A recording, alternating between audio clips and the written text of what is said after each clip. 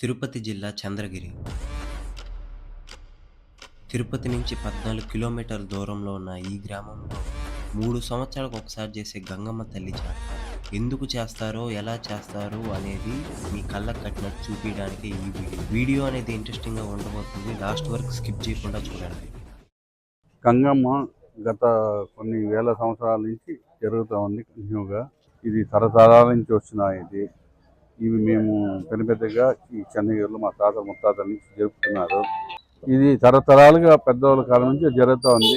ఇప్పుడు జరుగుతుంది. నేను గత 32 సంవత్సరాల నుంచి చేస్తున్నాము. ఇది నెల రోజులు జరుగుతుంది గంగమ్మ జాతర అనేది 4 వారంలో.